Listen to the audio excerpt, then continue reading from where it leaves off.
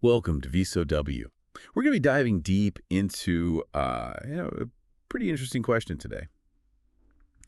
Do politicians think we're just not that bright when it comes to healthcare? Mm. And how does that impact their policies and the stuff they do? We've got three sources that are going to help us kind of unpack all of this. We've got excerpts from We the Stupid, examining perceptions of societal incompetence, and also debunking common misconceptions about intelligence, a critical analysis. So lay the groundwork. And then we're going to really dig into this piece called The Paternalistic Paradox, how politicians' healthcare agendas mirror assumptions about voter competence. Yeah, this is a really fascinating area to explore, the intersection of, how voters are perceived, like intelligence, and how that all ties into healthcare policy. Um, it's super crucial for understanding just like how our democracy works, especially with something as personal and complex as healthcare. For sure. So let's start with this whole idea of the stupid voter that keeps coming up, especially in that We the Stupid piece. Is this a real thing? Or is it just like a catchy phrase to get people riled up? I mean, it's definitely a provocative term, no doubt, but the idea behind it, the concept of the stupid voter, it reflects, unfortunately, a real sentiment that you sometimes see pop up in like political discussions and stuff. It's this idea that like the average voter is just completely uninformed, easily manipulated, and basically can't understand complicated stuff like healthcare policy. Okay, so if that's true, why would politicians even bother with us? Why campaigns? Why elections? Right, well, that's where this whole paradox thing comes in. So you've got some policies that totally reflect this like paternalistic, we know better view of voters. But then at the same time, these same politicians are out there running these really sophisticated campaigns to try and win us over. So it seems like they actually understand voter behavior a lot more than just assuming everyone's clueless, right? So how do these two, totally opposite approaches exist at the same time? Can you give us a real-world example of what this paternalistic paradox looks like? Definitely. Think about the 2012 NYC sugary drinks portion cap rule. That was like Bloomberg's big thing when he was mayor. They banned those supersized sodas, saying it was all about public health and fighting obesity. Oh, yeah, I remember that. It was pretty controversial. It was. And it's a perfect example of this paternalistic thing we're talking about. The idea is basically people can't control themselves, so we need to step in and protect them from their own bad choices. Interesting. So did it work? Actually, no. The soda ban ended up totally failing. And it shows what can happen when you make policies based on assumptions about what voters don't get. It caused a huge backlash. People felt like their freedom was being taken away and that the government didn't trust them to make their own decisions. So even if a policy has good intentions, it can totally backfire if it's based on this idea that voters don't know what they're doing. So that's one example where assuming voters didn't understand things totally backfired. hmm Are there any examples where it seems like politicians are actually acknowledging that we're not all dummies? Absolutely. Take a look at organizations like VoteER. They're a nonprofit that's all about registering voters, and they do it in healthcare settings like hospitals and clinics. That's pretty clever. It is, and it shows a way deeper understanding of how voters actually behave. They get that healthcare is a huge deal for a lot of people, and by registering them right there at the hospital or the doctor's office, they're tapping into a group that's already thinking about healthcare, already worried about it. So instead of assuming people don't care or don't understand, they're meeting them where they are on an issue that matters to them. Smart. Exactly. And it's been incredibly successful. Just in 2020 alone, they registered over 12,000 voters, mostly in those healthcare settings. So clearly there's this huge potential to connect healthcare with getting people involved in their communities, in the political process. That's a really big number. Yeah. Does Vote ER focus on any particular groups of people? Yeah, it's really interesting. They actually reach a lot of young people and minorities, people who often don't vote as much. So it seems like there's this understanding that we need to get these groups more involved, help them feel like they have a voice in healthcare policy. That makes a lot of sense. So this brings up the question of how different political parties, like Democrats and Republicans, how they use healthcare to appeal to their voters. hmm What are some of the big differences in how they approach it during campaigns? Well, if you look at the polls from 2024, healthcare was like the #1 issue for Democrat voters, even more than it was for Republicans. And that shows in how they campaign. Democrats often talk a lot about things like expanding Medicaid and making sure prescription drugs are affordable. Those issues really resonate with their base, the people who are most likely to vote for them. Okay, so what about Republicans? What are they focusing on when it comes to healthcare? Well, Republicans tend to focus on issues that are really important to their base, things like immigration and energy. But even within the Republican Party, there's been this really fascinating shift when it comes to controlling the cost of health care. Because traditionally, Republicans have been against government involvement in healthcare, right? Exactly. But the polls are showing something different now. A majority of people who voted for Trump actually support the idea of the government stepping in to control healthcare prices.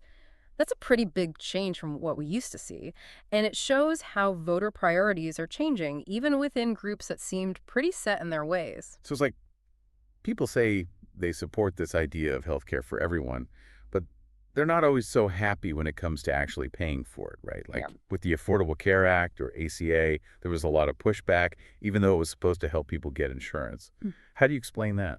It's this thing called cognitive dissonance. It basically means that people can hold two conflicting beliefs at the same time. So they might like the idea of everyone having health care, but when it comes down to it, they're not so thrilled about having to pay more in taxes or fees to make it happen. Ah, so they want the benefits, but not the burden. So how do politicians deal with that? Well, they know voters are conflicted about this, so they try to avoid being too direct about how much things will cost. Instead of talking about raising taxes to pay for health care, they might focus on things like cutting waste or reducing fraud, even though those things alone won't solve the problem. So it's kind of like they're kicking the can down the road. In a way, yeah. But the thing is, medical debt is a huge problem for a lot of families, and it's starting to change how people view healthcare, even among people who are usually pretty conservative. Interesting. Do you have any examples of that? For sure. Take Tennessee, for example. There, you've got a lot of Trump voters who are struggling with medical debt. And they're starting to support programs like Medicaid, even though Republican leaders in the state are trying to cut those programs back. It shows how personal experience can totally change how you think about things, even if it goes against your usual political beliefs. Yeah, that makes sense. People are more likely to change their minds when they're personally affected by something. So this brings us to another really important part of this conversation, the role of gender in healthcare policy. How do politicians talk to female voters about these issues? And how does that relate to this whole question of voter intelligence? Yeah, this is a really complex and sensitive area. Unfortunately, there are times when you see really patronizing and even like condescending language being used to justify policies that take away women's rights, especially when it comes to reproductive health care. So like telling women what's best for them, even if they disagree. Right. It's often framed as being for their own good, to protect them. But it relies on these really outdated stereotypes about women and their ability to make decisions for themselves. It basically implies that they aren't intelligent enough to make their own choices, especially about their own bodies. Hmm. Can you give us some specific examples of what this kind of rhetoric looks like in actual healthcare debates? Absolutely. Think about some of the abortion bans that have been passed in recent years. They're often presented as a way to protect women, but they completely ignore what many women actually want and need. And the arguments for these bans often rely on this idea that women just don't understand the risks involved or can't make informed choices about their own It's like pregnancies. they're assuming women are too emotional or irrational to make these decisions. Exactly. And that's just not backed up by the data. Study after study shows that women understand the implications of these policies, they get the risks involved, and they have clear preferences about what they want when it comes to reproductive health care. So it's not a lack of knowledge or intelligence, it's more about trying to impose a specific set of beliefs. It seems that way. And this paternalistic approach isn't just limited to reproductive health care either. It pops up in other areas of healthcare policy too, particularly when it comes to Medicaid. We keep coming back to this idea of paternalism. What's the connection between Medicaid and paternalism in this context? Well, if you look at who's receiving Medicaid, the majority are women, especially among adults. And this has led to some policies that, let's just say they don't exactly reflect a very positive view of those women. Like they're assuming something about women who rely on Medicaid. Right, like they can't be trusted to make good decisions. Hmm. A lot of these policies seem to be based on this idea that women on Medicaid need to be guided or controlled rather than being treated as capable adults who can make their own choices. Can you give us some concrete examples of how these assumptions play out in specific policies? Yeah, one example is the work requirements that have been added to Medicaid eligibility in some states. The idea is that it will encourage people to be more self-sufficient, but critics say it ignores the reality of things like childcare responsibilities, which often fall disproportionately on women. So the policy assumes that people aren't working because they're lazy, but maybe there are other factors at play. Exactly, and the data backs that up. In states like Arkansas, where they implemented these work requirements, it turned out that a lot of the people who were losing their Medicaid coverage were actually already working, often in low-wage jobs that didn't offer health insurance. So the policy ended up hurting people instead of helping them, which raises questions about whether the real goal was actually to support people or just to punish them for being poor. So it's not necessarily about understanding the challenges that people face, but about pushing a certain agenda. It's hard to say for sure what the motivation is behind every policy, but there's definitely a disconnect between the stated goals and the actual outcomes. And that disconnect raises some serious concerns about whether these policies are really designed to help people or to control them. That's a pretty disturbing thought. It seems like this whole conversation about voter intelligence and healthcare policy is really complicated. Before we go any further, I think it's important to take a step back and talk about intelligence itself. One of our sources, Debunking Common Misconceptions About Intelligence, does a really good job of breaking down how we think about intelligence and how we often get it wrong. Yeah, that's a really important foundation for this discussion. I mean, if we're trying to figure out whether politicians think voters aren't smart enough to understand healthcare, we need to be clear about what we even mean by intelligence in the first place. Right. So let's start with one of the most common myths out there. The idea that IQ tests are bogus and don't really measure anything meaningful. What does the research actually say about how accurate IQ tests are? Well, there's a ton of research that shows that IQ tests are actually pretty good at predicting how people will do in life, even beyond just academics.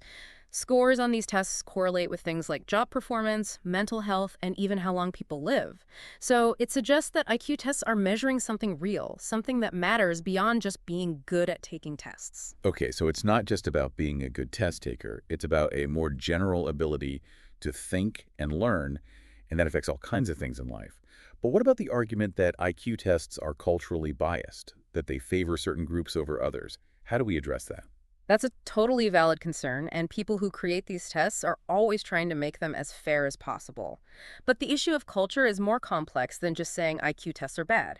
We have to remember that intelligence, like anything else about us, is shaped by both our genes and our environment. So how we learn and how we solve problems is going to be influenced by our cultural background.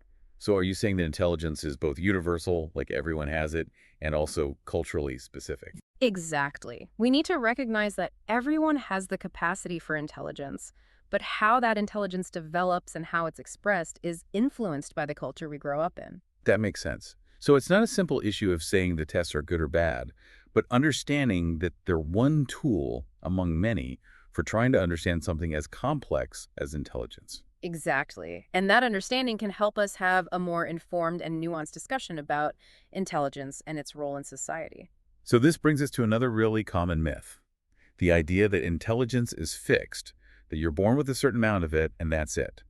How does this myth affect how we think about intelligence, especially when it comes to things like success in life and how well people do in different areas? That myth is really dangerous because it makes people feel like they're stuck, like they can't improve. It ignores all the research that shows intelligence is actually really malleable, especially when we're kids and teenagers. So while our genes play a role, they're not the whole story. So what are some of the things in our environment that can impact how intelligent we become? Education is a huge one. Having access to good schools, stimulating learning environments, and supportive mentors can make a big difference. Nutrition is also really important because a healthy brain needs good fuel. And then there are other factors like stress, exposure to toxins, and even our early childhood experiences that can have a lasting impact on how our brains develop. So it's not a question of nature versus nurture, but how these two forces work together to shape our intelligence over time. Exactly. And understanding that is really important for how we think about things like education, social policy, and even our own personal growth. Recognizing that intelligence can change gives us the power to create environments that help people thrive and reach their full potential. That's a really empowering message. But if intelligence is so malleable, does that mean we can just, boost our IQ scores by practicing or using those brain training apps? Well, not really. While practicing for a specific test can help you feel less anxious and maybe do a little bit better, it doesn't actually change your underlying cognitive abilities. Intelligence isn't like a muscle that you can just bulk up with exercise. It's much more complex than that. It requires a more holistic approach that involves things like education, good nutrition, and stimulating environments. That's a good point. There's no quick fix for intelligence. It's about creating the right conditions for our brains to develop and grow. Exactly. And that's something we should all be thinking about, not just for ourselves, but for our kids and for our communities as well. For sure. This more nuanced view of intelligence challenges a lot of stereotypes we hear, especially about gender. One that always seems to come up is that men are just inherently smarter than women. What does the research actually say about differences in intelligence between men and women? The research is pretty clear on this one. There aren't any big differences in average IQ scores between men and women. It's just not true. That myth comes from, old-fashioned biases and prejudices that basically try to keep women down and say they weren't as capable. But then how do you explain why there are still so few women in fields like science, technology, engineering, and math, all that STEM stuff? If it's not about intelligence, what's going on there? Right. It's definitely not about ability. There are all sorts of social and cultural factors that contribute to that gap. Like there are these stereotypes that discourage girls from even considering those careers. And there's unconscious bias in schools and workplaces. Yeah. And then there's just a lack of female role models in those fields. So it's a lot of different things working together to keep women out. Makes sense. So we need to break down those barriers and create environments that encourage and support women, not hold them back. Absolutely. We've got to change the culture so that girls and women feel like they belong in those fields and that their contributions are valued. This whole thing about the socially awkward genius, that's another stereotype that needs to be debunked. Is there actually any truth to the idea that really smart people are bad at social stuff? Nope. That's another myth that research has completely busted. There are these long-term studies that have followed people with high IQs, and they haven't found any evidence that they're less socially skilled or that they struggle more with their emotions. Some people might choose to focus on their intellectual pursuits over social stuff, but that's a personal choice, not something that's determined by their intelligence. So it's not like intelligence comes at the expense of social skills. They can totally go together. Which makes me think about emotional intelligence, or EQ, as people call it. How does that fit into our conversation about IQ and how politicians view voters? Yeah, EQ has gotten a lot of attention lately, like it's this separate and equally important type of intelligence. It basically refers to the ability to understand and manage emotions, both your own and other people's. It involves things like empathy, self-awareness, and being good at social interactions. So it's not just about understanding complicated ideas, it's also about understanding people, reading their emotions, and responding appropriately. Interesting. Is there any connection between EQ and IQ? Like, do they go together? The research suggests that EQ is definitely a valuable trait, but it's not completely separate from cognitive intelligence. There's actually a moderate correlation between EQ and IQ scores. So people with high IQs might also be good at picking up on social cues and understanding how other people are feeling. Okay, so it's more complicated than just saying you're either smart in the head or smart in the heart. These things can overlap. Exactly. It's not an either situation. You can be intellectually gifted and also emotionally intelligent. So how does all this connect back to the relationship between voter intelligence and healthcare policy? Well, we've talked about how intelligence is complicated. It's shaped by both our genes and our environment, and it's definitely not just one score or a stereotype.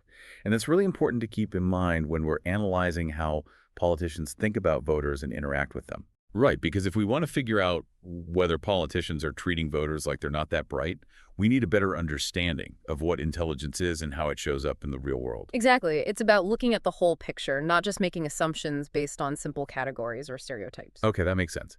So now let's shift our focus to how these different understandings of intelligence play out in politics.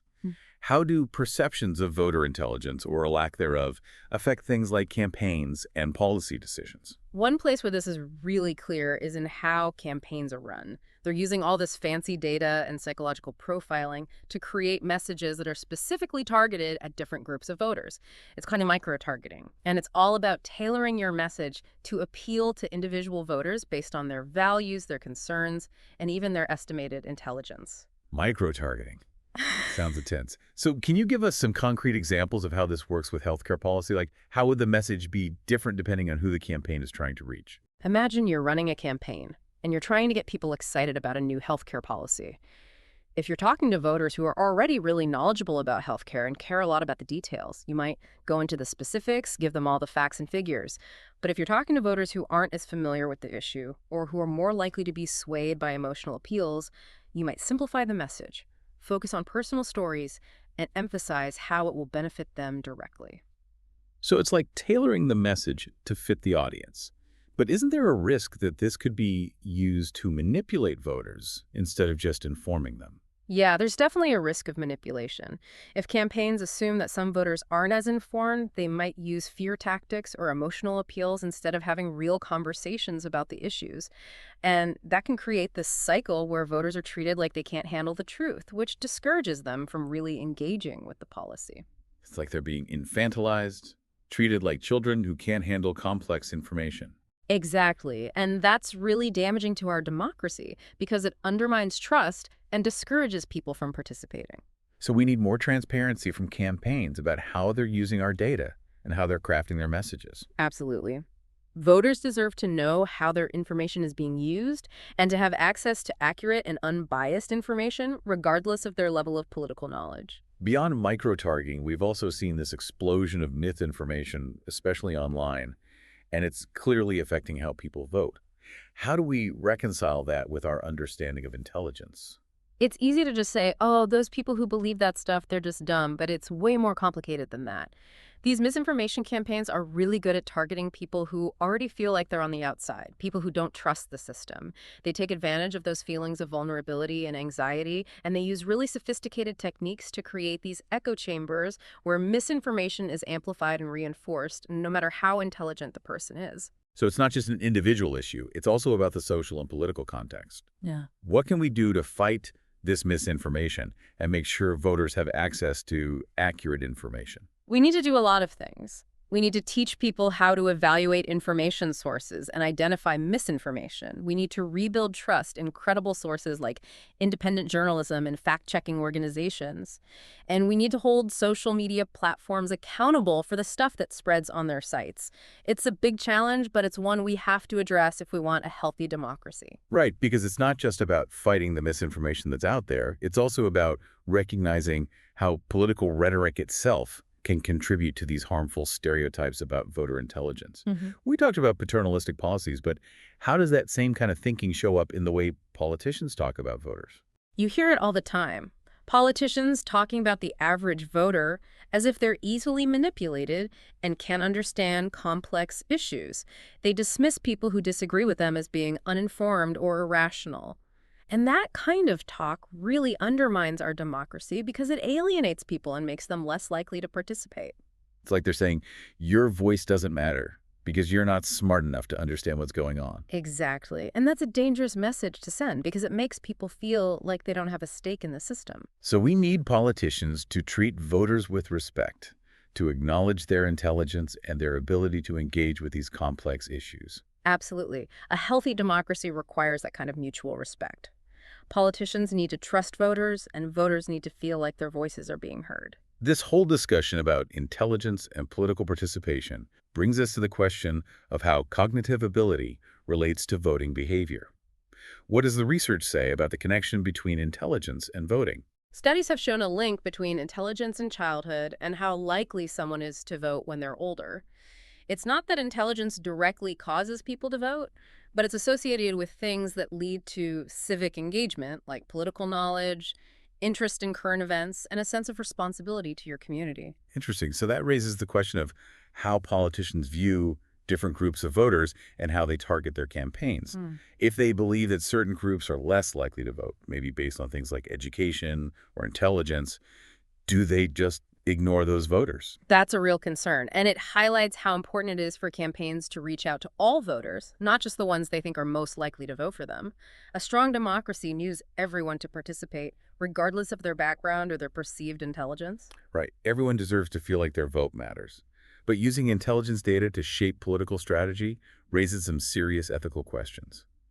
Where do we draw the line between understanding voter behavior and manipulating it? That's a tough question. On the one hand, understanding how voters think can help campaigns create better messages and use their resources more effectively. But using that data to exploit people or to trick them, especially people who might not be as politically savvy, that's definitely crossing a line. We need more transparency about how campaigns are using our data and more accountability for how they're interacting with voters. So it comes down to respect, right? Respecting voters as individuals who deserve to be informed and empowered, not just manipulated. Exactly. A healthy democracy requires that kind of respect. This brings us to the debate about whether we should make voting mandatory, like some countries do.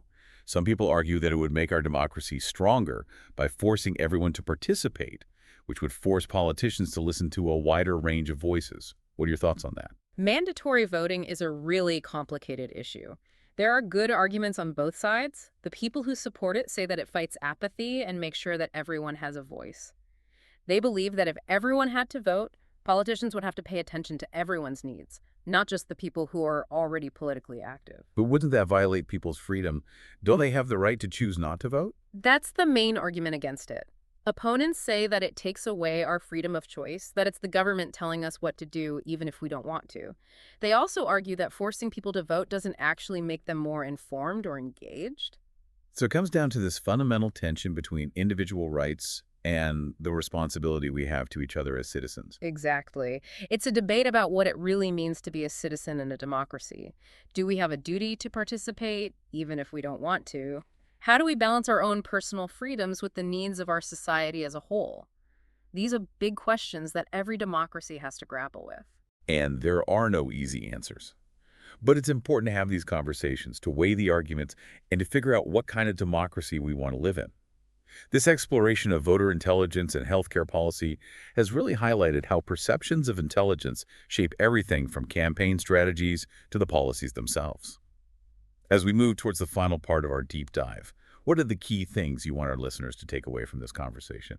Yeah, we've definitely covered a lot of ground in this deep dive, from, like busting those myths about intelligence to looking at how political strategies often just kind of assume things about voters, like how competent they are, or more often how incompetent they are. Right, exactly. It's like, do they trust us to understand this stuff, or are they just trying to pull the wool over our eyes? That's the big question. And I think the main takeaway from all of this is that it's not a simple yes or no answer. We've seen examples where politicians seem to be talking down to voters, treating them like they can't handle the truth. But we've also seen examples where they're actually trying to engage voters in meaningful ways to have real conversations about the challenges we face. So it's not all doom and gloom. There's hope for a better way of doing things, right? Yeah, I think so. And I think the key is to build a relationship of mutual respect between politicians and voters.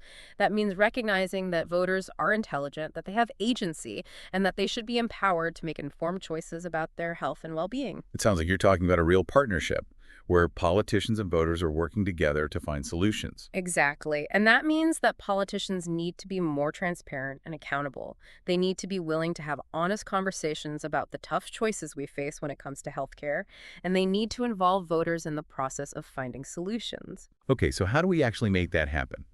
What are some concrete steps that could move us in that direction? Well, for starters, we need more transparency in healthcare policymaking.